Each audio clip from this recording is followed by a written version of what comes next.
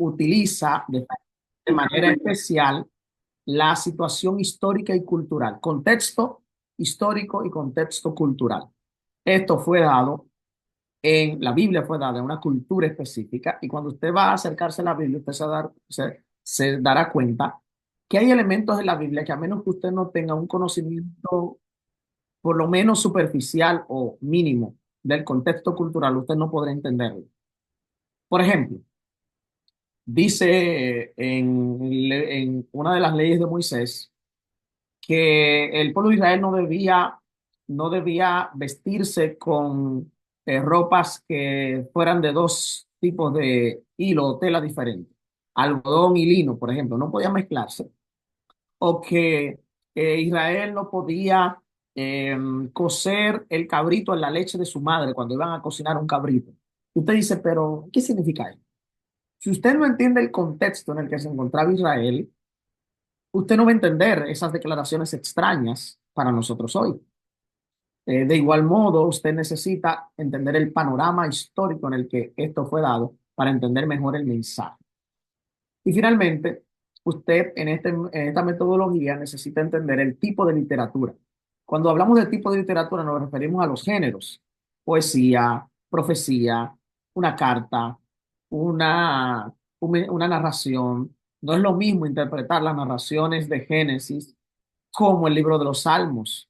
No es lo mismo interpretar a Daniel capítulo 8 o 9 que interpretar la carta de Efesios. No es lo mismo. Es un tipo de literatura que necesita un abordaje diferente y que usted debe conocer las diferencias. Cuando usted va a abordar una carta que es más personal que un libro narrativo que es dado o es más abierto, o un salmo para la adoración, la alabanza, es totalmente diferente el abordaje de análisis que usted va a hacer. En ese sentido, este método toma en cuenta esos elementos. Ahora bien, yo quiero pues entrar a lo que a veces en los cursos de hermenéutica no se toma en cuenta, pero que es sumamente importante, y es el tema de las presuposiciones. ¿Qué son las presuposiciones y por qué son importantes en la hermenéutica? El término presuposición en el contexto académico o de análisis profundo generalmente se refiere al número de creencias, conceptos que nosotros aceptamos sin apoyo de otras creencias. Son argumentos que nosotros planteamos sobre determinados temas que no necesitamos pruebas para considerarlos. Por ejemplo, nosotros creemos una presuposición cuando usted va a la Biblia, es que usted cree que la Biblia es inspirada. Ese es, usted no necesita probar necesariamente el cómo, usted acepta que la Biblia es inspirada o que la Biblia es un instrumento de comunicación de la divinidad a la humanidad. Y usted acepta eso sin cuestionarlo. De modo que las presuposiciones son esas creencias o ideas que nosotros tenemos que afectan nuestra interpretación del texto. Todo el mundo tiene presuposiciones. Todo, absolutamente todo el mundo se acerca a la Biblia con presuposiciones. El problema no está si las presuposiciones son malas o buenas. No son malas o buenas, son sencillamente. El punto es si esas presuposiciones son adecuadas o inadecuadas y cuál es el punto de partida de esas presuposiciones. Y otro detalle, saber cuáles son sus presuposiciones. Porque si usted las ignora, puede tener un problema. Al hacer teología, al hacer hermenéutica, los presupuestos o presuposiciones se deberían extraer de la Biblia misma. Entre las cosas que asumimos, por ejemplo, sin pruebas, es que Dios existe. Eso es una presuposición. Sí, usted y yo lo concebimos como verdad, pero hay personas que se acercan a la Biblia, un agnóstico, un ateo o una persona que sea de una religión politeísta, no se va a acercar a la Biblia con la concepción de Dios que usted y yo tenemos. Así que usted tiene esa presuposición y usted la asume como cierta cuando va a leer la Biblia. En- Dado que el proceso de interpretación, que en el proceso de interpretación intervienen presuposiciones, es imposible, repito, interpretar correctamente sin presuposiciones adecuadas. Lo que hay que tener son presuposiciones adecuadas. Para que usted entienda mejor la importancia de las presuposiciones en la hermenéutica, veámoslo a grosso modo. Ahora, en la hermenéutica hay tres niveles de presuposiciones: nivel macro, nivel meso y nivel micro. Aunque están de arriba para abajo, eh, vea estos niveles como tres escalones. El primer escalón es el macro, el segundo es el meso, que es el nivel intermedio, y el tercer escalón es el micro. Y vamos a verlo de manera detallada para que nos entendamos mejor. Las presuposiciones a nivel macro son los principios fundamentales que configuran el marco conceptual en el que cada intérprete aborda el proceso de interpretación, aunque muchas veces los intérpretes no estén conscientes de tener estas presuposiciones. Vamos a darle algunos ejemplos para que usted entienda. En el ámbito de las presuposiciones a nivel macro, que se refiere a lo más abarcante, lo más amplio, eh, están dos principios claros. Están los, las presuposiciones macro que tienen que ver con la metafísica o la ontología, que es el estudio del ser. Y en este plano, en el estudio del ser, en la ontología, el intérprete se pregunta o cree cosas que tienen que ver con la esencia misma de las cosas. Por ejemplo, su concepción sobre la divinidad. No es lo mismo tener una concepción panteísta que una teísta o una deísta. Hay personas que van a la Biblia con una perspectiva agnóstica, por ejemplo, o deísta, que Dios existe, pero Dios es posible que exista, yo no estoy seguro, yo no puedo, pero Él no tiene relación con nosotros. Y cuando yo voy a la Biblia con una concepción como esa, mi interpretación de la Biblia estará sesgada o estará permeada por esa concepción. Pero si yo tengo una concepción panteísta, entonces voy a hacerlo de una manera diferente. Entonces, de igual modo, la ontología tiene que ver con la esencia misma de las cosas. ¿Qué es el ser humano? Eh, ¿Cómo fue diseñado el ser humano? Si yo tengo una perspectiva tricótoma o yo tengo una concepción de la dicotomía del ser, o yo soy, o incluso tal vez tengo una perspectiva que ve la realidad como la esencia de una sola cosa. Yo voy a interpretar la realidad y se lo pongo de esta manera. Si yo tengo la concepción de que el ser humano tiene cuerpo, alma y espíritu, y yo soy tricótomo, ¿sabes? Mi abordaje sobre lo que pasa en la muerte va a depender de esa concepción que yo tengo del ser. Así que todos los que vamos a la Biblia debemos estar claros cuáles son los principios que guían mi interpretación, esos principios más generales o macros. Luego, dentro de esos principios macros está lo relativo al conocimiento. En filosofía esto se llama epistemología. Tiene que ver con cómo yo me acerco a lo que conozco. Yo creo que puede ser entendida la realidad como existe. Yo creo que el mundo de las ideas es solo es la verdad. Soy un realista, un idealista. ¿Cómo puedo abordar y conocer la esencia de lo que está escrito? El cómo conozco es lo relativo a la epistemología. ¿Cuál es la relación entre la ciencia y la fe, entre la cultura y la fe? ¿Es la Biblia un libro que debe ser abordado racionalmente, espiritualmente? ¿Cuál es la relación entre mi contexto cultural y cómo yo veo la escritura? O como algunos dicen, dado que la Biblia fue escrita en una cultura y en un tiempo tan distante a nosotros, cada persona tiene una manera de acercarse al texto, por tanto, no hay verdad absoluta. ¿Qué es la verdad? La verdad es relativa. Cada quien tiene su verdad dependiendo de su contexto. Estos elementos son parte de la macrohermenéutica o del nivel macro y específicamente de lo que tiene que ver con la epistemología. Y cualquier persona, aunque no conozca estos conceptos, tiene estas concepciones cuando se va a acercar a la Biblia. El problema es que muchas veces no somos conscientes de estas presuposiciones y por tanto, cuando y miren lo importante usted conocer esto, cuando usted va a hablar con alguien que cree doctrinas diferentes a las suyas, lo primero que usted tiene que intentar no es hablar desde la perspectiva doctrinal, porque nunca se van a poner de acuerdo. La perspectiva doctrinal es parte del nivel meso, que es el nivel intermedio. Usted tiene que, parece que hay alguien que utilizó alguna herramienta y me afectó la pantalla. No sé si alguien puede pues, borrarlo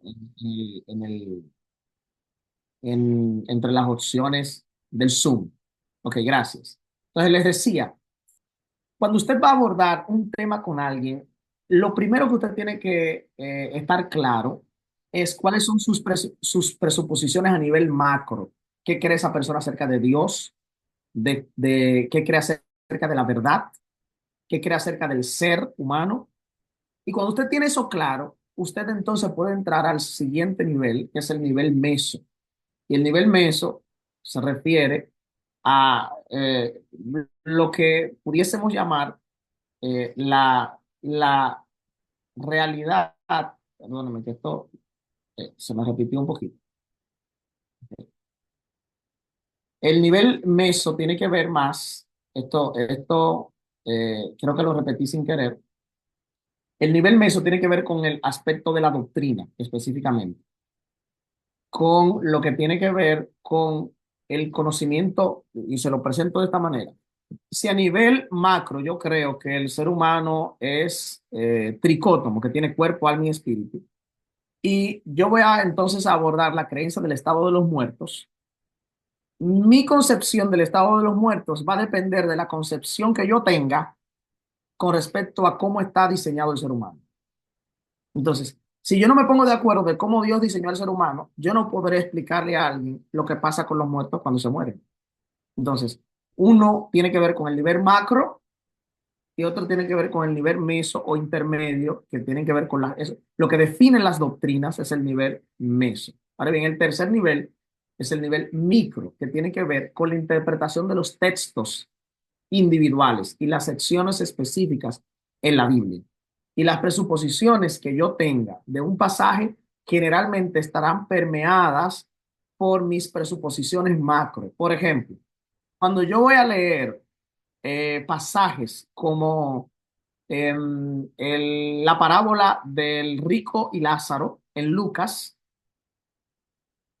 yo voy a interpretar esa parábola desde una perspectiva X, dependiendo de las presuposiciones que yo tenga al acercarme al texto. Entonces, cuando yo voy a explicarle a alguien la parábola, a alguien de otra confesión religiosa o alguien que tal vez tiene una perspectiva de que los muertos se van al infierno o al cielo cuando se mueren, su problema no es que él cree eso, su problema es que él tiene un punto de partida que lo ha llevado a creer eso. Entonces, la hermenéutica me permite entender ese problema y abordar de manera más clara las presuposiciones que tienen las personas al acercarse a la Biblia. E identificar, en mi caso, yo debo identificar cuáles son las presuposiciones que guían mi entendimiento del texto bíblico. Así que estos tres niveles, macro, meso y micro, son parte de este proceso de la hermenéutica para acercarme a una interpretación más clara del texto. Y lo mejor que puede hacer un intérprete es identificar cuáles son sus presuposiciones antes de interpretar la escritura. Por ejemplo, para hacer otro ejemplo práctico, el concepto de inspiración, que tiene que ver con el elemento de la macrohermenéutica. Si usted cree que la Biblia, en el modelo de inspiración verbal, o sea, que usted cree que los autores bíblicos fueron pasivos en la redacción de la escritura y que solo Dios los usó como plumas y que por tanto la escritura refleja literalmente las palabras de Dios en punto y comas, y entonces usted va a creer algo que se llama inerrancia, que cada aspecto de la Biblia es excelente porque salió de la boca de Dios. Toda su interpretación de cada pasaje de la Biblia va a estar permeado por esa concepción. Pero si usted cree en lo que nosotros denominamos como adventistas, la inspiración del pensamiento, usted sabe que Dios usó la cultura, la educación, el idioma, el contexto del escritor y se manifestó a través de esa cultura del escritor y de ese ser humano, inspirando su pensamiento, su mente, pero permitió que cada autor escribiera o se expresara según su cultura, su contexto. Y eso va a trabajar en la manera en cómo vamos a interpretar el texto, porque ya vamos a ver no solo una perspectiva espiritual del texto, o no solo espiritual, sino tal vez plenamente literalista, sino que vamos a ver que el texto tiene elementos que tienen que ver con la identidad misma del autor o del escritor humano. Entonces, esos elementos son sumamente importantes a la hora de usted acercarse a la Biblia. En este sentido, hay algo que se denomina la espiral hermenéutica. ¿Qué es la espiral hermenéutica? Una espiral es eso que usted ve en pantalla, ese símbolo que usted ve ahí. Los teólogos le llaman a esto, a la espiral hermenéutica, se refiere a la interacción que hay, la dinámica de interacción entre el lector y el texto bíblico. Y el tema de las presuposiciones influye en esto. El creyente, sea quien sea, o el lector o el intérprete, se acerca a la Biblia con presuposiciones. Eso afecta el estudio del texto. Pero a su vez, el texto mismo y su significado tal cual fue expresado va a influir en el intérprete para que él modifique, abandone o se acoja más a las presuposiciones que tiene. Entonces, esa interacción entre lector-texto, texto-lector, se ha denominado la espiral hermenéutica. El intérprete va moviéndose de sus presuposiciones originales a presuposiciones más bíblicas en la medida en que permita que el texto hable por sí mismo y que el texto le trabaje en su interpretación, en su modo de vida, en su visión, en su cosmovisión más amplia. Y todos somos parte de esa espiral, seamos conscientes o no. Usted se acerca a la Biblia creyendo determinadas cosas antes de leerla y usted en ese proceso debe permitir, en un diálogo con la Escritura, si la Escritura va a influir en usted o usted va a influir en la interpretación de la Escritura. Eh, a esto también le llamamos, aplicado ya al ejercicio del exégesis, la microexégesis y la macroexégesis. ¿Qué es lo que significa esto?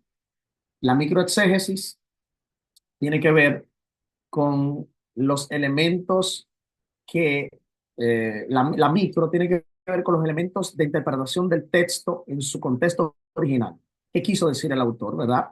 Pero la macroexégesis tiene que ver con eso que dijo ese autor aplicado en un contexto más contemporáneo, más amplio. En otras palabras, un texto dice una verdad específica, pero esa verdad es parte de un conjunto más grande. Y cuando usted estudia la escritura de esa manera, la microexégesis trabaja con las partes, la macroexégesis trabaja con el todo, digámoslo así. Si yo voy a abordar el pasaje de Génesis 3:15 o de Juan capítulo 1, versículo 1 o versículo 14, que habla de la encarnación de Jesús, ese texto tiene un sentido en su contexto, pero es parte de algo más grande y me va a arrojar luz en una concepción más amplia de la naturaleza de Jesús, o en el caso de Génesis 3:15, de las profecías mesiánicas. Entonces, la microexégesis tiene que ver con ese estudio puntual de un texto en su contexto y su significado histórico. Y la macroexégesis tiene que ver con el lugar de ese texto en el ambiente más general de la escritura y lo que enseña. Hay algunas pautas que todo intérprete debe tomar en cuenta a la hora de acercarse a la Biblia. Para algunos que no tienen tal vez el expertise de un exégeta o un teólogo profesional, pueden utilizar las siguientes pautas. Número uno, usted debe buscar a Dios en oración. Toda, todo proceso hermenéutico requiere de una interacción con Dios. Dice la palabra, las cosas espirituales se disciernen espiritualmente. La interpretación es una ciencia espiritual. Por tanto, el creyente no puede ir a la Biblia como si fuera un libro común y corriente que no tiene elementos espirituales. Si usted se acerca de esa manera es porque tiene una presuposición no espiritual del texto bíblico y ya va a afectar toda su interpretación. Así que lo primero es buscar a Dios para que oriente, para que nos dé discernimiento y nos dé la iluminación del Espíritu. Número dos, usted necesita leer el texto. Y cuando hablamos de leer el texto, no nos referimos a usted leerlo superficialmente. Es que usted pueda ver varias traducciones bíblicas, es que usted pueda abordar el texto de una manera más detenida, que usted se siente. Cuando hablamos de texto, siempre aclaro esto, no me refiero a un versículo. Texto puede ser un capítulo, texto puede ser un libro, texto puede ser uno, dos, tres, cuatro versículos. Texto es una porción bíblica que tiene sentido propio. Es bueno que usted sepa que la Biblia no fue escrita en capítulos, no con capítulos ni versículos. Así que cuando usted va a leer la Biblia, no se deje llevar en algunas ocasiones de los capítulos y versículos, porque a veces la idea de un texto no termina con un versículo específico, sino que sigue hasta otro capítulo. Y si usted no entiende eso muy claro, especialmente si a usted le gusta hacer el año bíblico, y usted dice, bueno, voy a leer 2 capítulos diarios, 3 capítulos diarios, y de repente se detuvo en la mitad del texto, porque ahí terminó el capítulo. Pero el texto tiene una idea que avanza hacia el siguiente capítulo, y usted se desconectó ahí, ya perdió la esencia del texto. Usted necesita leer la Biblia textualmente, o sea, ¿dónde está? Imagine un día su Biblia sin capítulos y versículos y decida leerla al corrido y verá cuán nutritivo es ese ejercicio. Eh, y eso es muy claro. Y cuando hablamos de leerlo, que usted debe subrayar, tomar en cuenta anotaciones, evaluar. Usted debe usar la mejor traducción posible. Y cuando hablamos de la mejor traducción posible, que usted debe conocer que hay diversos tipos de traducciones.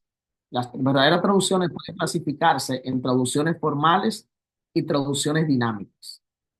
¿Qué tipo de traducción usted usa? Por ejemplo, traducciones formales o literales. La Reina Valera, la Nácar Columna, la Biblia Bober Cantera, la Biblia de Jerusalén. Son traducciones formales o literales que van a traducir tomando en cuenta la idea del texto original y su perspectiva es, de alguna manera, buscar o usar una palabra contemporánea en el idioma que va a traducir, pero manteniendo la esencia de la palabra original. Su mente está en el texto. En cambio, las traducciones dinámicas, por ejemplo, Dios habla hoy, Biblia, el lenguaje actual, nueva versión internacional, nueva traducción viviente, son traducciones que tienen en perspectiva al lector y su interés no es buscar una equivalencia en la traducción palabra por palabra, sino que su interés es hacer que el intérprete o el lector entienda lo que quiso decir el autor, aunque use terminología en el idioma al que está traduciendo que no es equivalente. Cuando usted va a estudiar la Biblia para interpretarla, las traducciones dinámicas no son buenas. Usted necesita traducciones formales o literales. Pero bien, cuando usted va a predicar, usted necesita mejor, de una manera muy especial, usar traducciones dinámicas.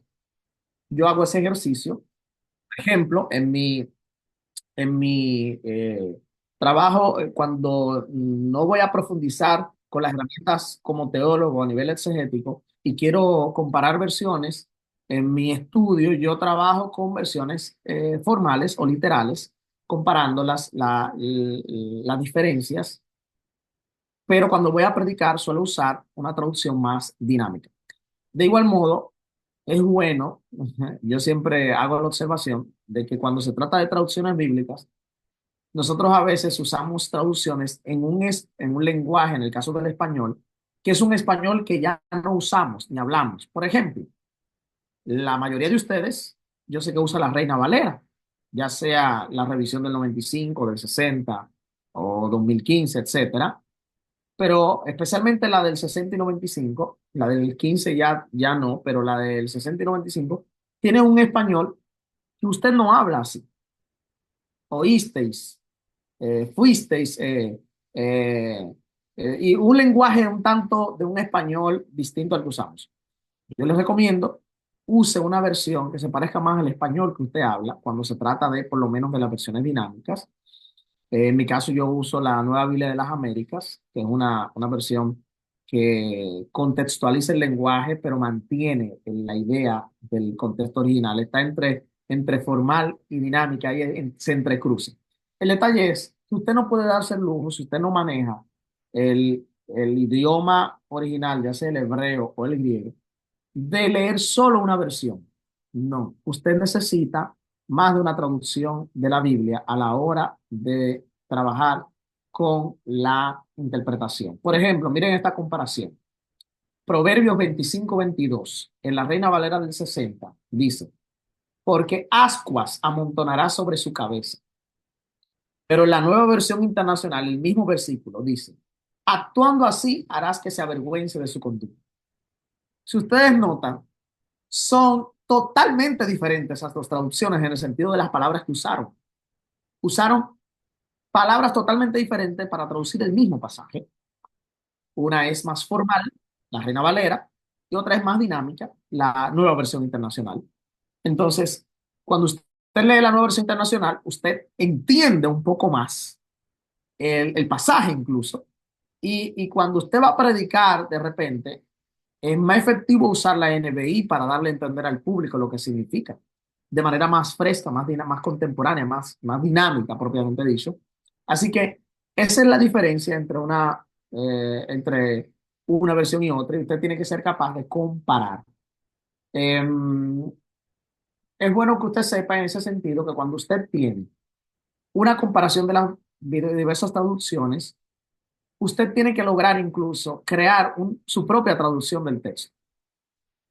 Y algunas dirán, ¿y cómo yo hago eso? Si yo no sé hebreo o griego.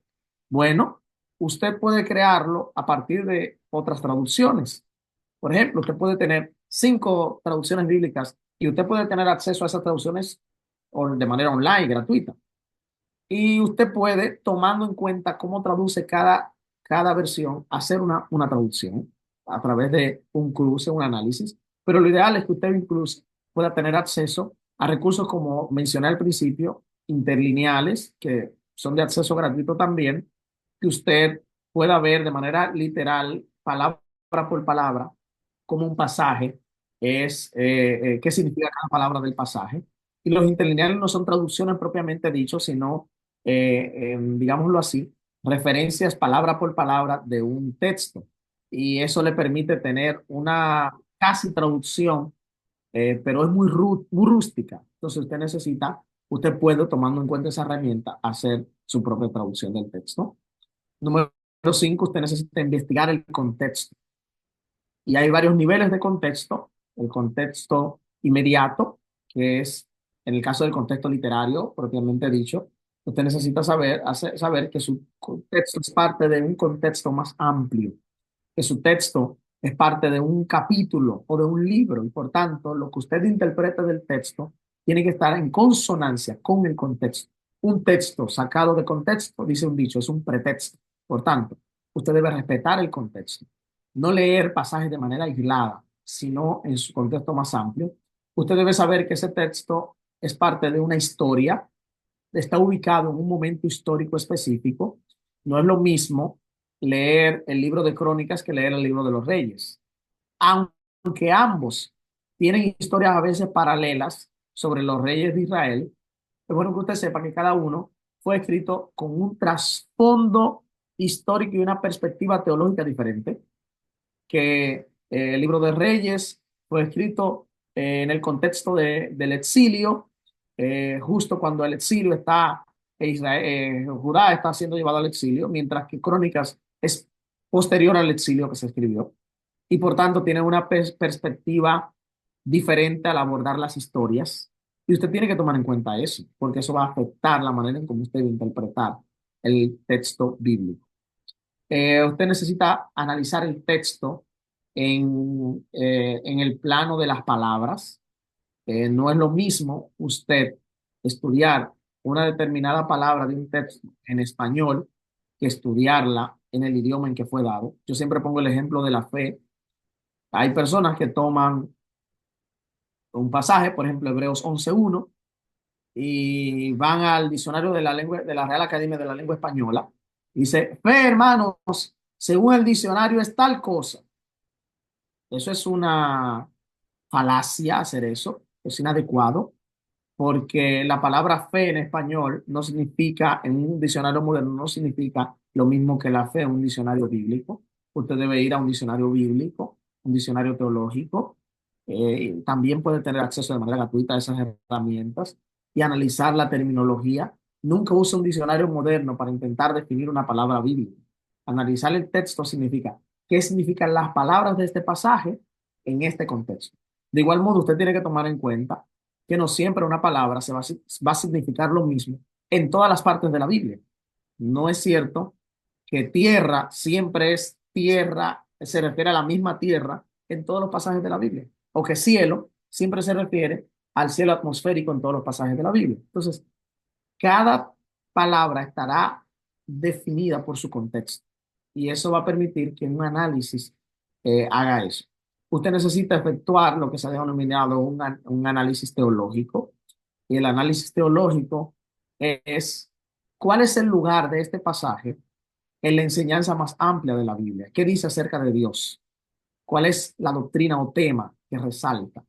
Si yo voy a estudiar eh, Colosenses capítulo 1 y el pasaje que dice, porque Cristo es la imagen del Dios invisible o Cristo es el primogénito de la creación, yo debo saber, una vez que sea que quiso decir Pablo con esto, cómo suma este pasaje sobre el tema más amplio, y aquí hablo de la macro exégesis, se está hablándome esto de la divinidad de Jesús, de la doctrina de la divinidad, me está hablando de la naturaleza de Jesús, qué me dice acerca de Dios, qué me dice acerca de la salvación. Esas son preguntas que debe hacerse el intérprete cuando está abordando un tema o un texto. Y número 8, usted debe ser capaz, luego de realizar toda esa tarea, de aplicar el texto. Uno de los grandes problemas es que vamos a la Biblia primero pensando en aplicarlo antes de interpretarlo. Y cuando usted intenta aplicar un texto sin interpretarlo, usted generalmente lo va a aplicar mal,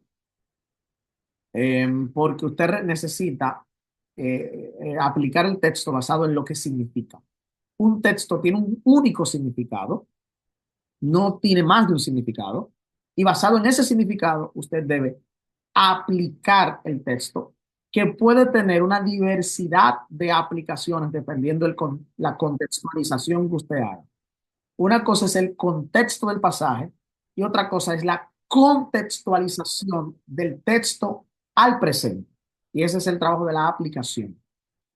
Hay determinados textos que fueron dados en un contexto histórico y cultural muy específico que hoy no tienen una aplicación directa en mi cultura, en mi contexto, pero es posible que en otra cultura más cercana a la cultura bíblica sí lo tenga. Entonces, un texto puede tener una diversidad de aplicaciones dependiendo de la contextualización que se haga de él, pero un único significado. Eso sí es bueno que lo entendamos. Número 9, utilizar recursos adicionales. Cuando damos recursos adicionales, usted necesita, sí, una Biblia, ciertamente, preferiblemente una Biblia de estudio, usted o varias traducciones, como mencioné, pero usted necesita también en la tarea de la hermenéutica un diccionario bíblico, usted necesita una concordancia bíblica, usted necesita un, una, un comentario bíblico.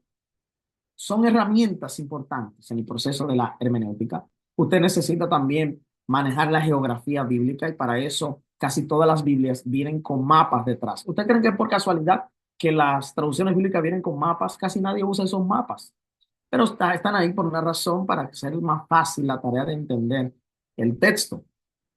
Cuando usted va a leer, por ejemplo, los evangelios, hay muchas referencias geográficas en los evangelios. O cuando usted va al libro de Hechos, los viajes de Pablo, que se movió de una ciudad a otra, cuando usted va a esos mapas, puede identificar la distancia que recorrió Pablo, que Jesús se movía de un lugar a otro. Usted puede entender más claramente algunas ideas. Y finalmente usted necesita dedicar tiempo. La tarea de la interpretación no es como la comida rápida. Usted va, se para allí, se dame un sándwich, dame una pizza y espera 10 minutos y ya está. Usted necesita tiempo. Y eso es lo que mucha gente no tiene y no quiere dedicar para entender mejor la Biblia. Prefiere que le mastiquen que otros la mastiquen el texto y se lo den en papilla. Pero si usted quiere acceder directamente al texto, usted necesita tiempo para entenderlo mejor y comprenderlo más claramente. Importante es lo siguiente: estudiar la Biblia significa hacerlo con profundidad. Esto requiere algo de tiempo, ya que los verdaderos tesoros se encuentran allí. Normalmente, estos no podrán ser descubiertos por una mera lectura de la Biblia. Estudiar la Biblia implica más que solo leerla. Más útil que leerla es estudiarla. El Espíritu Santo es dado para iluminar nuestro entendimiento, pero no para apoyar nuestra pereza. Nunca olvides. Dios nos ha dado el Espíritu Santo para que seamos perezosos. Y como algunos dicen, Dios, háblame, y abre la Biblia donde sea, donde le cayó.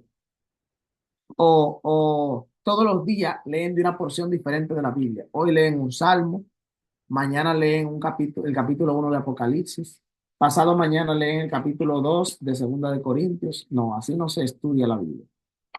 Yo respeto el que la estudie así, pero ese no es un estudio sistemático y apropiado de la Biblia. Usted debe estudiar la Biblia para entenderla. Tome una porción de la Biblia. Yo voy a durar 2 meses estudiando los profetas. Y es los profetas que voy a estudiar. Voy a leer los salmos, los libros poéticos, y voy a leer esa sección de la Biblia y voy a digerir, analizar, entender.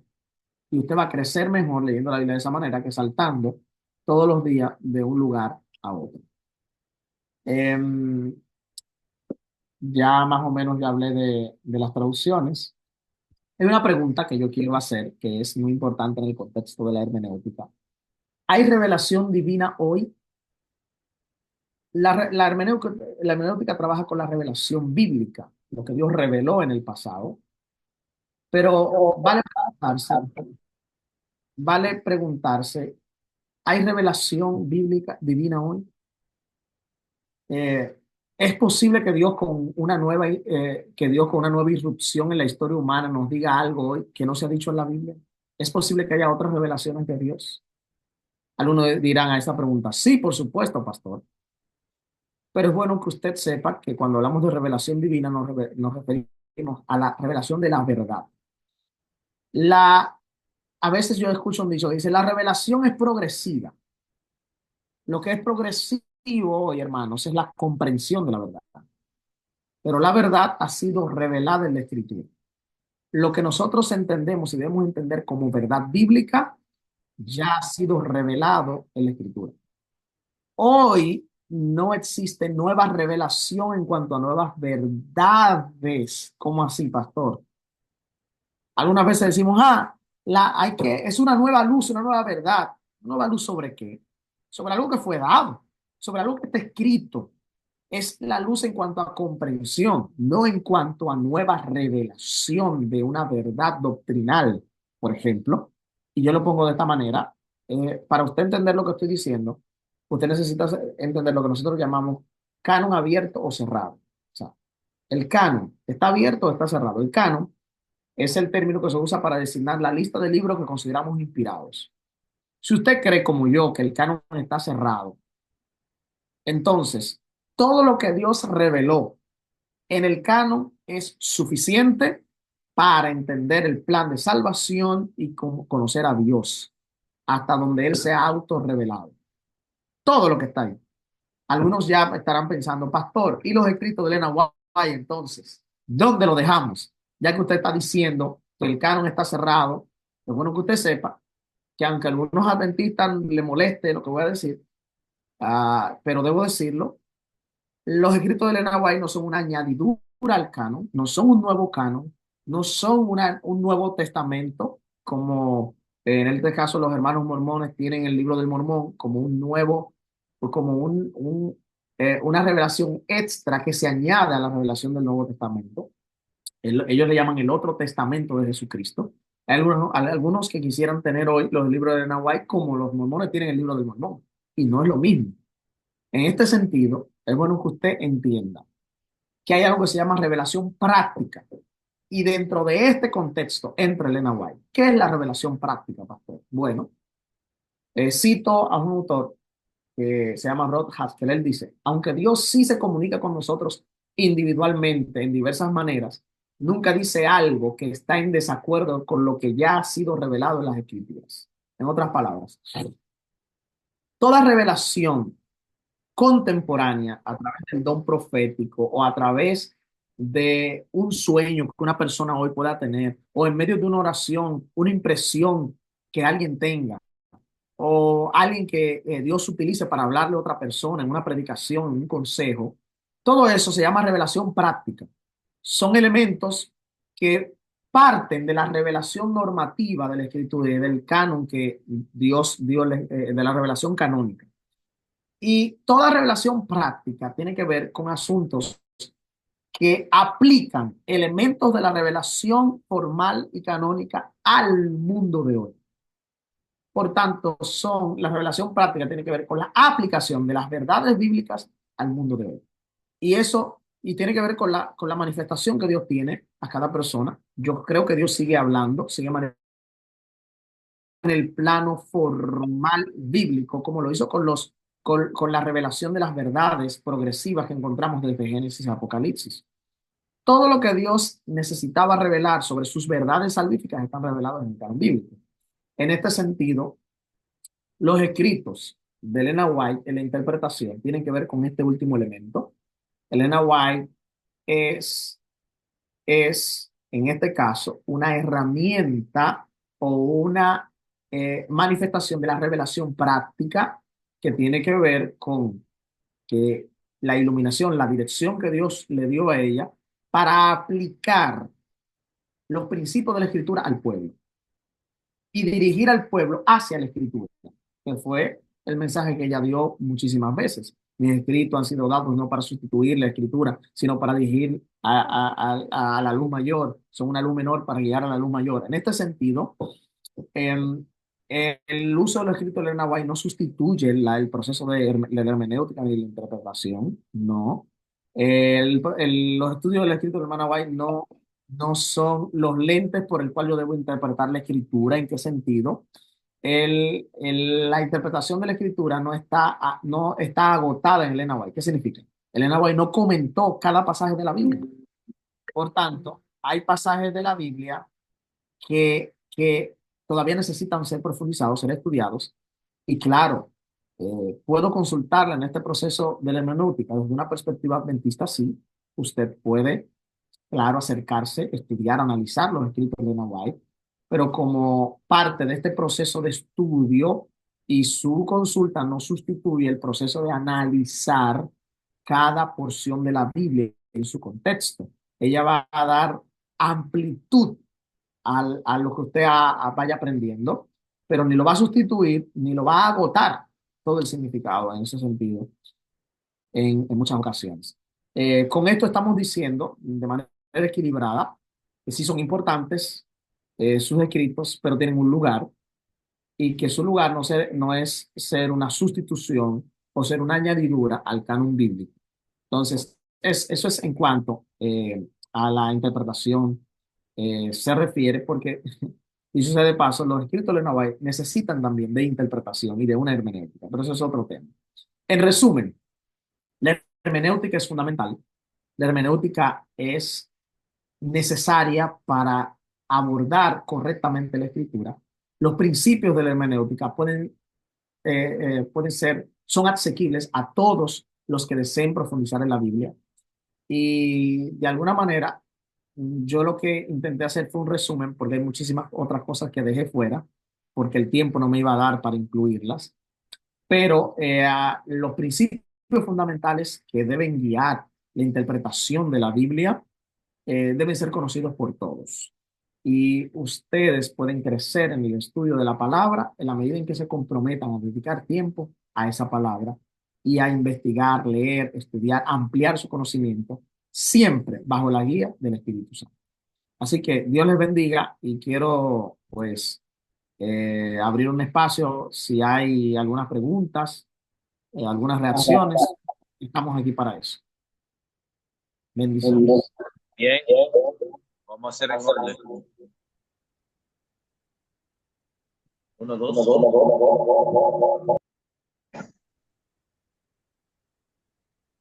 Buenas noches, pastor, bendiciones. Vamos a hacerlo en Bendiciones. orden. Hay una pregunta aquí, Pastor Ismael. Comenzamos con Ismael. Bueno, bendiciones, Pastor Aris. Un gusto nueva vez verle por estos entornos. ¿Me escuchan Bendiciones. bien? Sí, adelante, te escucho. Bendiciones. Una pregunta, Pastor. Ya que usted mencionó y habló sobre el tiempo, que realmente nosotros, que no somos teólogos, el tiempo nos abruma a la hora de preparar quizás un sermón. ¿Qué consejo usted nos daría? A veces nos invitan mucho a predicar, pero un pastor me había dicho que no tomemos tantas invitaciones, que no nos dé tiempo preparar un buen sermón, sino más bien que a la hora de ir a una iglesia a predicar, hayamos tenido el tiempo necesario para preparar un buen sermón. Porque muchas veces yo estoy consciente que al no estar nosotros quizá en el área de teología hemos maltratado mucho el texto bíblico y quizás hemos presentado en iglesias sermones que quizás no han sido los más correctos. En ese sentido, de que nosotros no tenemos el tiempo suficiente, ¿qué usted nos aconseja? Mira, quien se dedica a la tarea de predicador debe ser capaz de disciplinarse. Usted no puede faltarle el respeto a la congregación presentándose delante de la congregación sin estar listo y haber hecho un proceso adecuado. Dios aborrece eso.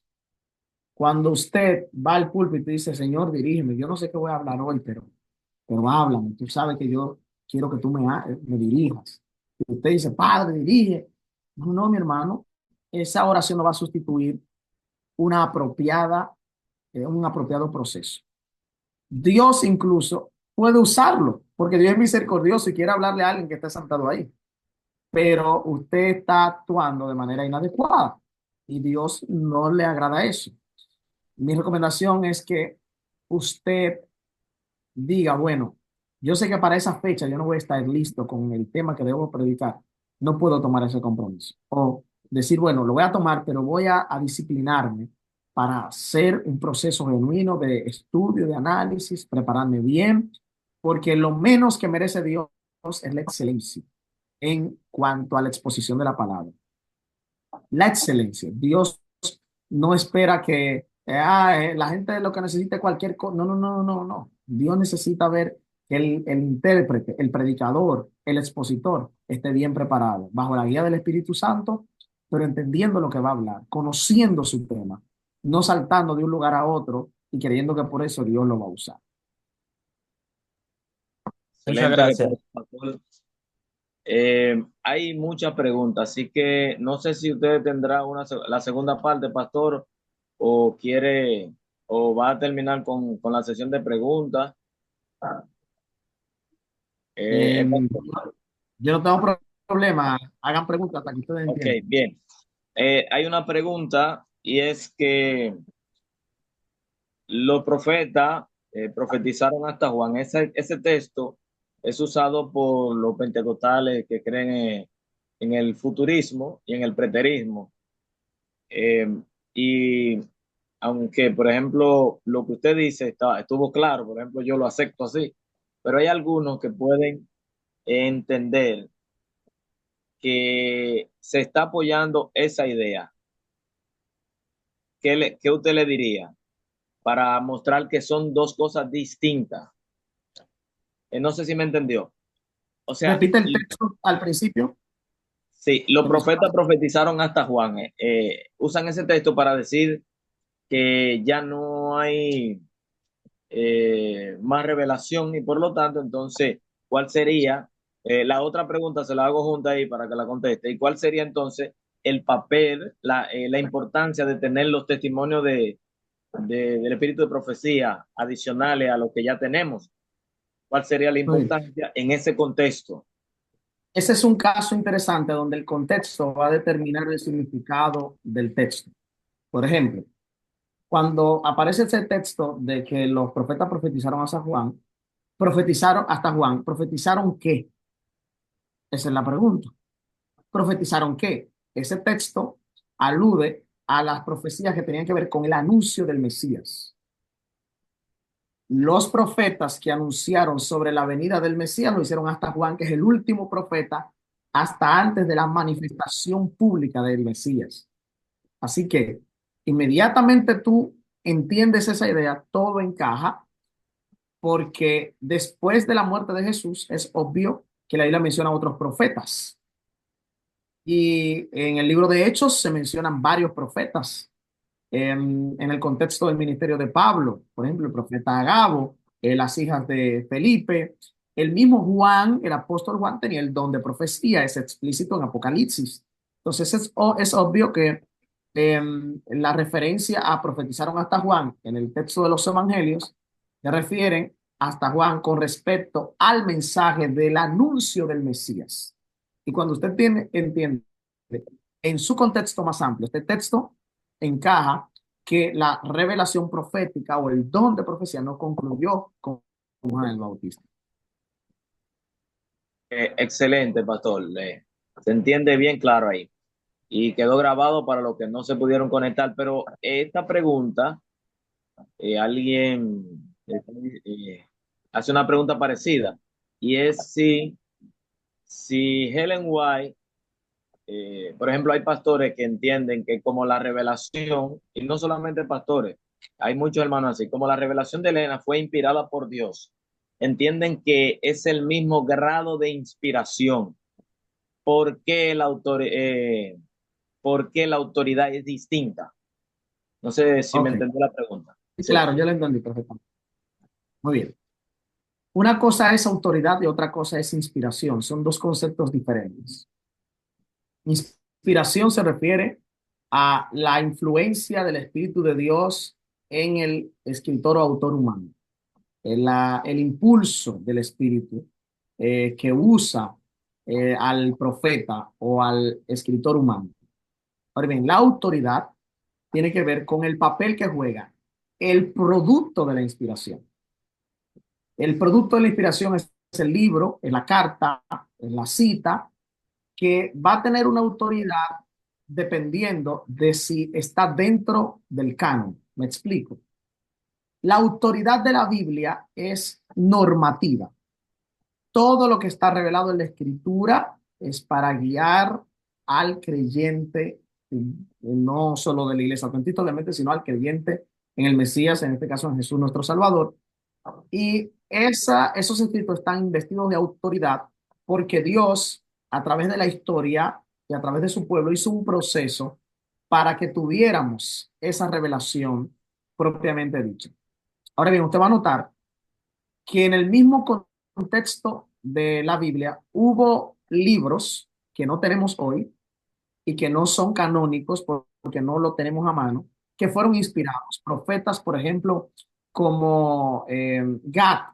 Gad fue uno de los profetas que aparece en el tiempo de David. El mismo profeta, el otro profeta que profetizó a David su pecado, Natán. De ambos Ah, se dice, de ambos se dice en el libro de los Reyes, según escribió en las crónicas del profeta Natán, según escribió el vidente Gad. O sea, ambos son citados en el libro de los Reyes, que el autor de los Reyes, del libro de los Reyes, usó material de Gad y de Natán, pero no tenemos el escrito inspirado de Natán y de Gad.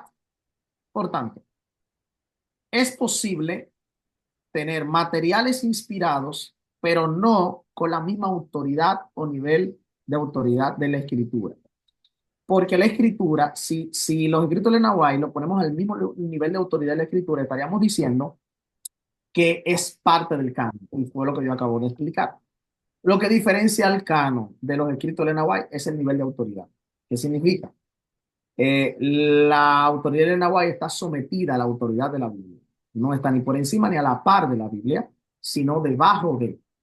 Al estar sometida a la revelación canónica, a los 66 libros en el caso de los protestantes que creemos, entonces eso hace que todo lo que Elena White diga debe estar sometido a la revelación específica de la escritura, no viceversa.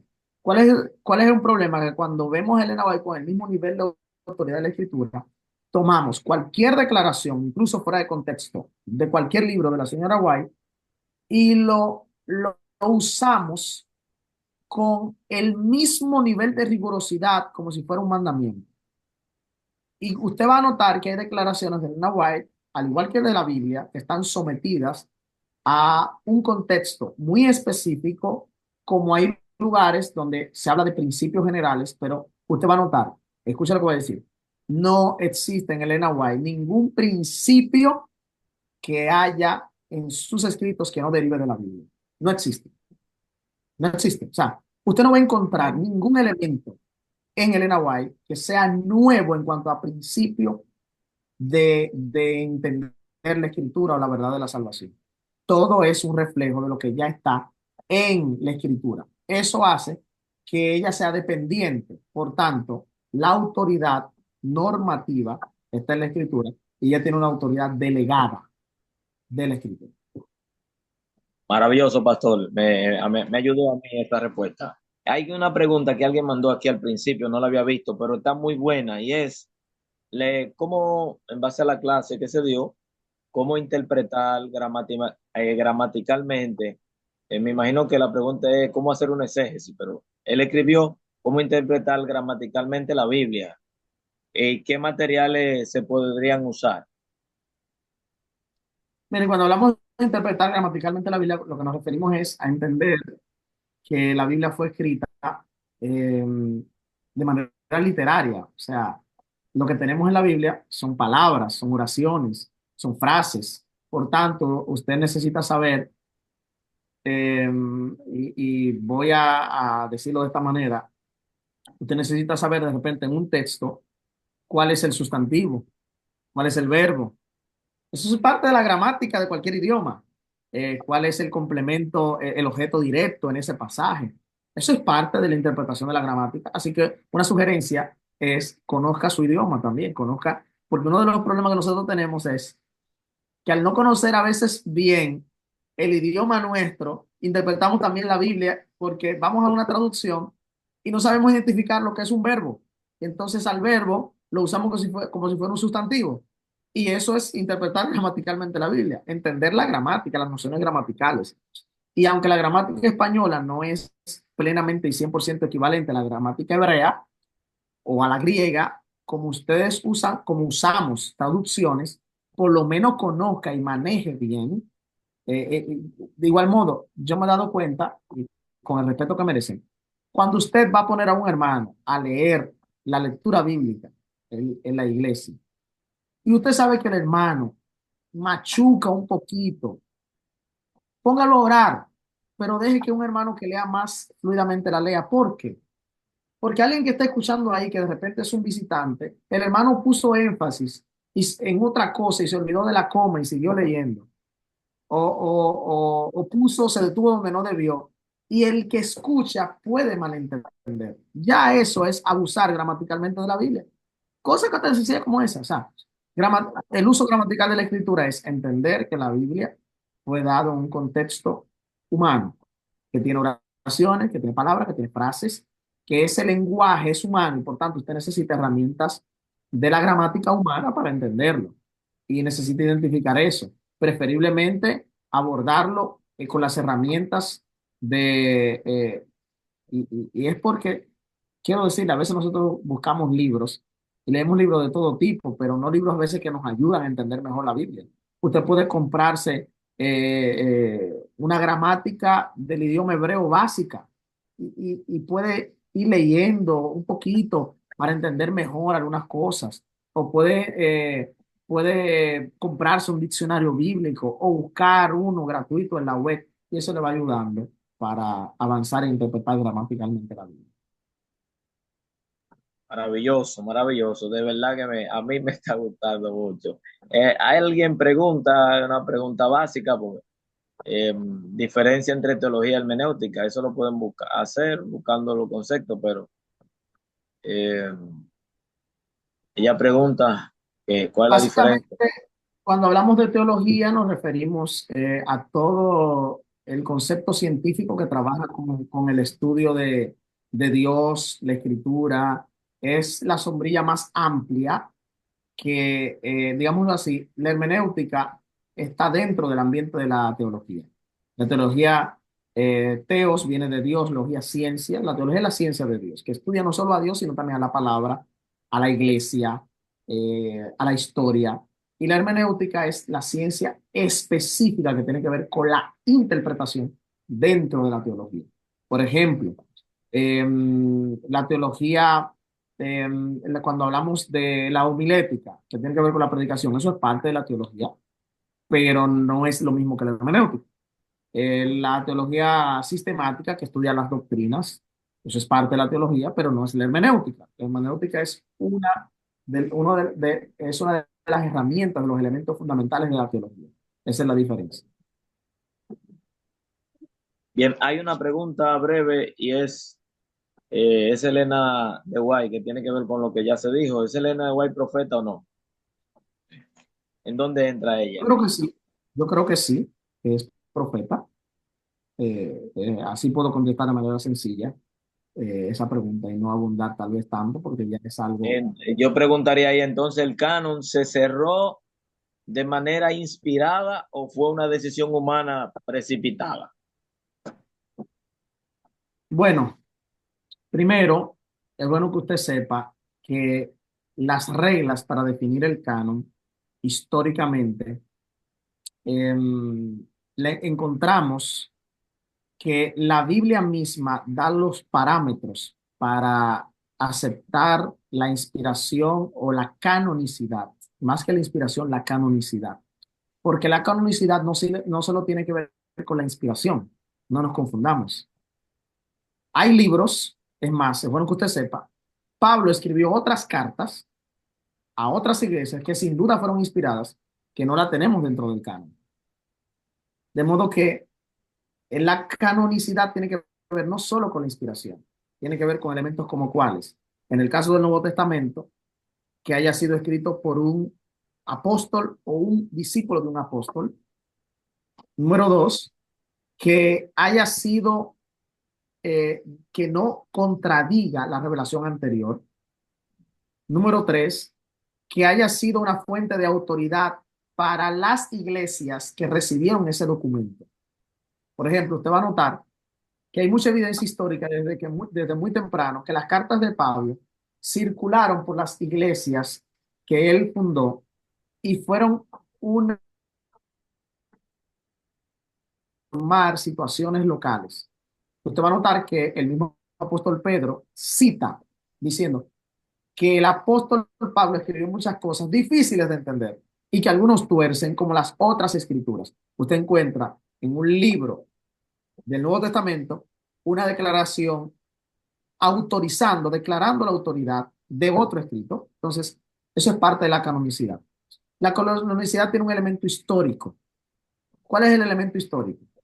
Que toda revelación canónica fue dada en el contexto del Antiguo Testamento, en la revelación previa a la manifestación del Mesías, y en el Nuevo Testamento, en la revelación en el contexto del primer siglo antes de o después del Mesías. Usted va a encontrar que todos los documentos del Nuevo Testamento que han sido o consideramos inspirados, todos fueron escritos antes del año 100. Todos están dentro del contexto histórico mesiánico. Después de ahí, aunque siguieron existiendo profetas en el transcurso de la historia cristiana, hay un elemento que es claro, que completa la revelación dada por Jesús en cuanto al pueblo que surgió después de la resurrección de Jesús. Entonces, esos elementos más amplios hacen que cualquier revelación histórica después de que se cerró el canon, aunque tengan inspiración, no tengan el mismo nivel de autoridad, porque los escritos bíblicos deben tener un nivel, en el caso del Antiguo Testamento, profético mesiánico, pero en el caso del Nuevo Testamento, apostólico. Y después de la muerte de los apóstoles, y esa es la razón por la que en el año 100 se cierra, muere, antes del año 100 muere el último apóstol. Y ahí entonces se cierra ese elemento que llamamos canonicidad. Ok, esta es la última pregunta. Luego le vamos a dar el paso a dos personas que tienen la mano levantada. Quería dejarle la media hora, pastor, por si tiene que decir algo más. Pero la pregunta mía es la siguiente. Eh, Fue lo primero que me llamó la atención. Me encantó mucho la explicación de los tres tipos de hermenéutica dentro de la cosmovisión bíblica adventista. eh, y nosotros como cristianos de manera individual, basado en el texto bíblico, creemos que esa es la inspiración, que esa es la verdad, y eso usted me dice que entra en el rango maso, eh, en el rango maso. La pregunta sería, ¿significa ese tipo de hermenéutica que es inferior, eh, o esa división de macro, micro y maso es una división dentro del contexto de la hermenéutica global? O sea, no sé si me explico mi pregunta. O sea, Yo la más o menos manera. entendí. Ah, Los niveles no significa que un nivel es inferior al otro, sino que cada nivel da paso al otro. Es como un túnel con diversas conexiones. Lo que nos permite entender la interpretación de un texto, primero tiene que ver con la cosmovisión que tenemos del mundo. Y eso está dentro de la macro hermenéutica. Lo que yo entiendo sobre un texto a veces está regido por la doctrina que me lleva a mí a interpretar ese texto. Eso es la mesohermenéutica. Y la microhermenéutica, que es el elemento específico de un texto o de una perícopa, una porción, entonces estará regido y gobernada por los elementos anteriores. sí, Cuando yo, por ejemplo, voy a interpretar, ajá, o sea, yo entendí esa parte y esa fue la parte que me gustó de esa subdivisión para poder entender a todo el mundo, ¿no? Si yo, por ejemplo, me voy a poner de ejemplo, yo soy adventista, estudié en la UAS, tengo una como visión, donde entiendo que el otro piensa de una manera individual, pero yo soy adventista y entiendo que tengo la verdad. La pregunta sería, eh, esa visión de los demás, que es general, significa que le resta importancia aunque no me entienda el mundo, le resta importancia a mi mensaje. O sea, ¿cómo yo no sé cómo hacer la pregunta, cómo le explicaría al mundo de que mi idea, a pesar de que depende de la fe, que creo que no solamente depende de la fe, que en el mundo hay realidades, hay pruebas, que confirman la parte espiritual es más que solamente espiritual. Entonces, ¿cómo desde mi percepción le muestro a ese que no sabe de Dios, que no quiere saber de Dios, de que sí, yo tengo la razón?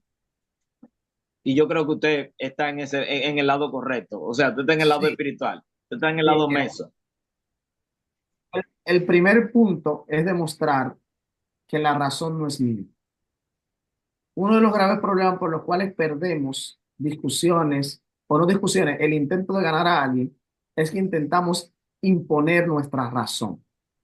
Y lo primero que usted como intérprete o ayudador de otro debe intentar mostrar que no es su verdad. Es una verdad a la que usted se ha adherido, pero no es suya. Ok. No es mía. La verdad es de Dios. Entonces, si yo presento esa verdad como un elemento externo a mí, la persona va a tener un punto de partida, yo voy a tener un punto de partida, un anclaje más fácil para alcanzar al otro. ¿Por qué? Porque yo le voy a presentar y voy a entender primero la cosmovisión que él tiene. Porque si yo no entiendo cuál es su cosmovisión, ¿cómo lo voy a convencer de la cosmovisión a la que yo me he adherido? Entonces, lo primero que yo voy a hacer es entender cuál es su cosmovisión. Y número dos, intentar buscar los puntos en común de esas dos cosmovisiones y luego presentar las diferencias. Y entonces, ante esas diferencias, presentar por qué la cosmovisión a la que tú te has adherido tiene un componente más y de digno y más adecuado. Pero si usted lo presenta como que yo, mira, esto es lo que yo creo y yo lo creo por esto y usted se Ya. cree como que usted es el macho man. No, no, no, espérese. La verdad no es suya. Yo no tengo verdad, la verdad es de Dios.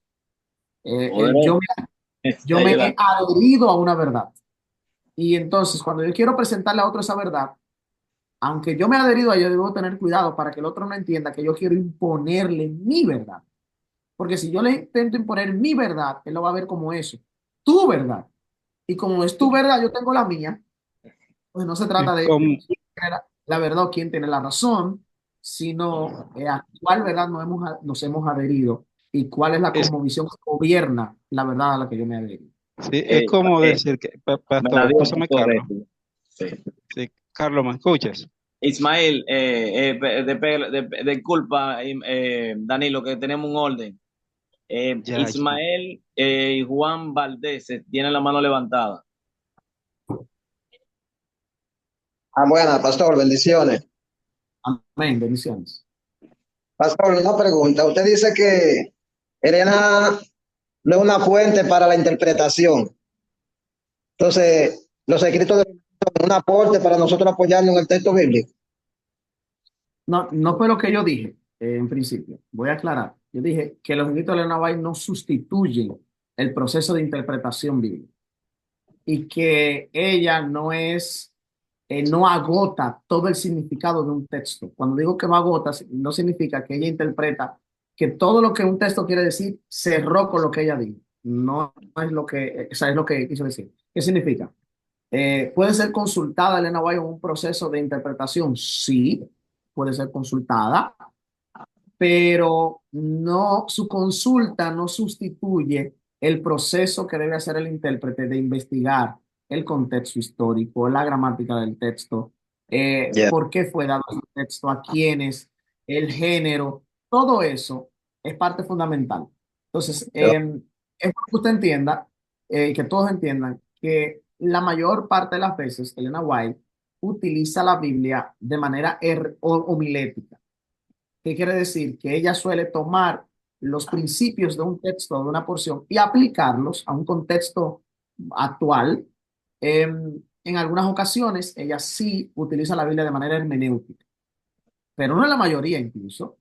Y cuando ella hace eso, es muy útil. Por ejemplo, yo tengo un estudio, un análisis, un tema sobre el Edén, y hay algunas perspectivas que Elena White tiene sobre el rol, el propósito, la creación del jardín del Edén, que son bastante hermenéuticas, o sea, son de un análisis de nivel. Y ella está haciendo no está dando una opinión, ella está interpretando.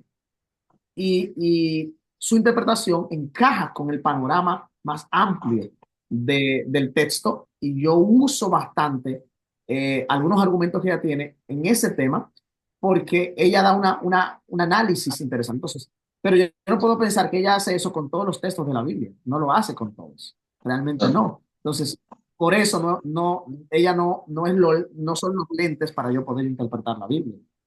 Ya.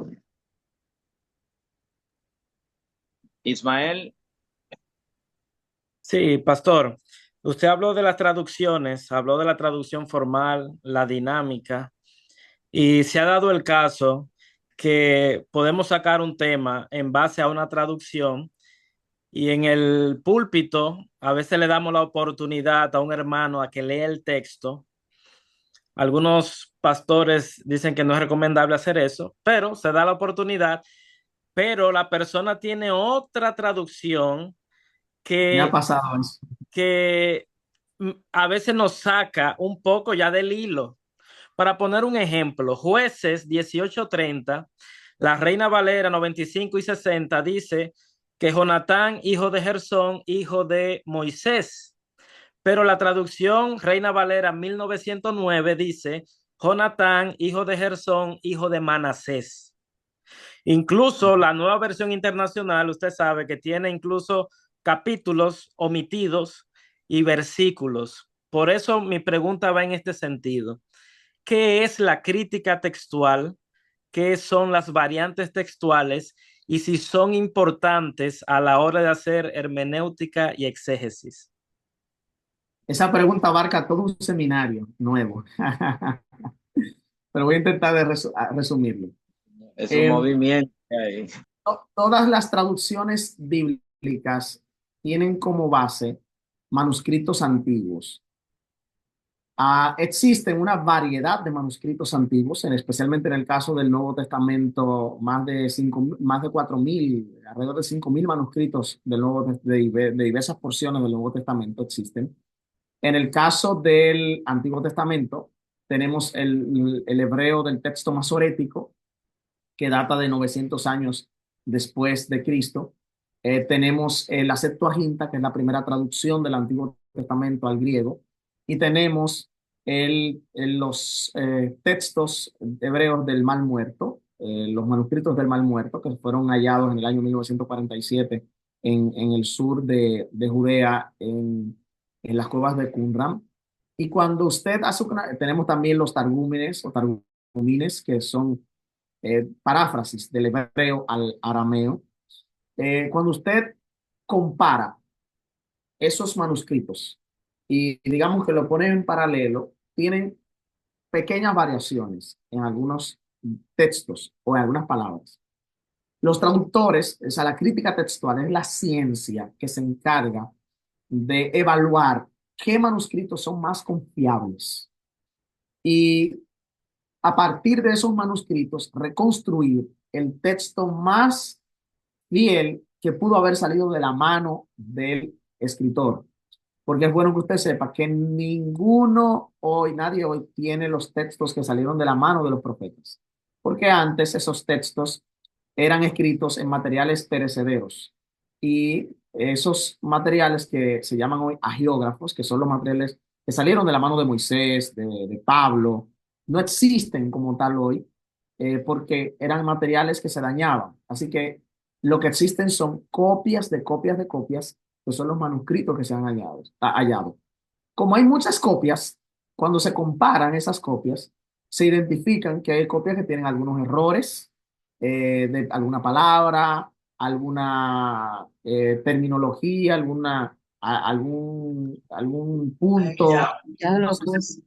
Ya checo. entonces, eso hace que los expertos Entonces en las ella traducciones, te cuarto y yo aquí, ella me llama por vamos cámara, pero ella ayúdeme a llama. silenciar, por favor, líder, a la hermana. Ok, gracias. Eso hace que cuando los traductores tengan que traducir, decidan los traductores qué tipo de manuscrito van a considerar para traducir. Entonces, por eso tenemos diferencia en la traducción, porque hay traducciones que toman determinados manuscritos y otras toman otros manuscritos. Y si hay variación en esos manuscritos, va a haber variación en la traducción. Y eso es lo que pasa. Por eso, la tarea de la traducción del traductor no es nada fácil, es una tarea ardua. Y por eso debemos ver más de una traducción, porque en las traducciones diversas, podemos ver esa diferenciación más claramente. Bueno, muchas Danilo, gracias. está ahí abajo, Danilo, Daniel. Sí, era más que una pregunta, era Un comentario, ¿lo aporte puedo dentro, decir, hermano? sí, dentro de lo que es la interpretación ya en términos general, ¿verdad? Iba a decir ahorita, por ejemplo, comparándolo con lo que son los árboles. Uno, por ejemplo, habla en términos general de los árboles, pero ya cuando tú vas a investigar más a fondo, tú te vas a referir a un árbol. Entonces, vas entonces a entrar más a fondo a investigar ese árbol. Era lo que estaba hablando ahorita el pastor de la micro, de maso y de macro. Bien. Daniso, con usted terminamos. Daniso. Ok, pastor, buenas noches. Pastor, Ah, cuando en el texto o el capítulo estudiamos el tiempo y la cultura, ¿a cuál de las tres pertenece? ¿Micro, macro o meso? Y otra cosa más, antes de que me conteste la pregunta. La hermana Elena de Guay dice en mensaje celeste que los textos de ella eran para apoyo bíblico, no jamás para igualarlo. Por eso ella a veces él no quería prestar su texto para que otra persona hicieran uso de él. Muy bien, gracias, hermano. Bueno, en cuanto a la primera pregunta del contexto histórico y demás, y a qué nivel pertenece, pertenece al nivel de amicro, que tiene que ver con el estudio del texto o del pasaje específico. La microhermenéutica o las presuposiciones de la microhermenéutica o del nivel micro tiene que ver con el texto específico. Y el contexto, tanto histórico, cultural, literario, tiene que ver precisamente con esa área. Por eso, cuando uno va a abordar un texto, uno tiene que saber, por ejemplo, para que usted me entienda, si yo soy de los que creo que el autor por ejemplo, en el plano de la crítica, de los intérpretes críticos, creen que Isaías fue escrito por tres autores diferentes. Hay un concepto que se llama trito Isaías. Si yo tengo la presuposición de que no es el Isaías que vivió en el siglo séptimo, siglo octavo, séptimo más o menos, antes de Cristo, que escribió todo el libro, sino que ese Isaías solo escribió una porción y otro Isaías, otro que se denominó Isaías, escribió después del exilio. Si yo creo eso, cuando yo vaya a interpretar el pasaje, por ejemplo, que habla de Ciro en Isaías, y yo soy de los que creo que fue un proceso por varias etapas. El que cree en ese proceso tiene la cosmovisión de la macrohermenéutica de que no hay revelación posterior hacia el futuro, sino que un autor que vivió eso lo registró y luego lo pegó con el Isaías anterior y hoy tenemos un producto que se llama el libro de Isaías. Si yo tengo esa cosmovisión, eso va a afectar mi concepción del contexto histórico. Porque yo voy a creer, no, esa parte de Ciro no se refiere a una profecía, sino que el que lo escribió ya vivió eso y lo está escribiendo como una profecía. Y entonces eso va a afectar la microhermenéutica. Entonces, las concepciones macros determinan cómo yo voy a abordar lo micro, el contexto, la estructura. Y por eso es importante tener claro cuáles son mis concepciones generales cuando yo me voy a acercar a la Biblia. Por ejemplo, ¿creo yo que Moisés escribió el Pentateuco? Eso es una pregunta más amplia que va a influir en cómo yo voy a interpretar cada pasaje del Pentateuco. Entonces, son esas ideas que bueno que tengamos ahí. Amén. Gracias, pastor. Excelente, pastor. Muchas gracias, demasiadas gracias. Muy buena. En la clase ha estado a un nivel bien superior. Quedan 9 minutos para el pastor. Si usted quiere aprovechar y darnos una tarea sencilla para La el grupo, tarea. para los que no saben. Hay muchos que no saben, pastor, que están comenzando, así que trátenos suave. No, excelente, no, yo les invitaría a un ejercicio. eh, Tome un texto y delimite, haga un ejercicio de delimitación del texto, primer paso. Cuando hablamos de delimitación, es lo que yo dije ahorita, que un texto no está delimitado por un versículo o un capítulo, sino por una idea propia que tenga el pasaje. Un texto puede ser uno, dos, tres, cuatro versículos, o un solo, o dos, o más. Identifique un texto de un libro bíblico y delimítelo. Defina dónde comienza y dónde termina. E investigue sobre su contexto histórico. Haga ese ejercicio para comenzar. Identifique su contexto histórico y delimite el pasaje literariamente. ¿Dónde comienza? ¿Dónde termina? Es una Bueno, tareita sencilla. pastor, muchas gracias, muchas gracias. Yo creo que no veo más preguntas. Nos gustaría tenerlo próximamente por acá, si usted quiere. En noviembre, eh, a Rondón le toca, en este mes solamente tenemos un solo espacio, dos espacios, hebreo y griego, pero al parecer, eh, Él tiene problemas con el horario.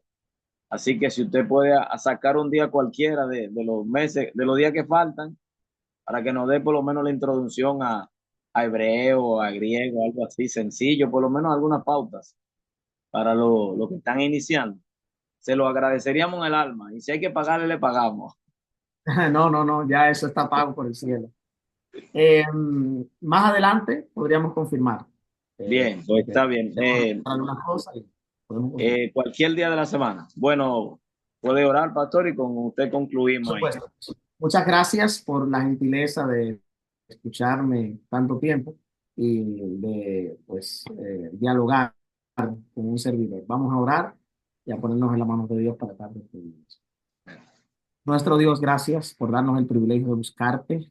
Gracias porque es una bendición aprender y crecer. Sigue guiando a todos los hermanos y amigos que se conectaron. Sigue guiando a tu iglesia, Señor. Danos sabiduría para entender mejor la palabra, pero sobre todo humildad para poder enseñar e instruir a otros de manera apropiada. Danos un feliz resto de noche, guárdanos y permítenos descansar con bien. En el nombre de Jesús. Amén. Que Dios me Muchas bendiga. gracias, pastor. Que Dios me le bendiga a usted y a la Buenas familia. noches, pastor. De verdad que la disfruté esta clase mucho. Bendiciones a todo equipo en el grupo. Seguimos comunicándonos. Por el grupo le pasaremos alguna información. Pastor, algunos preguntan que si puede compartir la diapositiva. Si no hay Algo- problema, te lo puedo enviar. Ok, pues ya saben, chicos, en el grupo nos comunicamos y respondemos las demás preguntas. Dios le bendiga. Feliz semana. Amén, igual.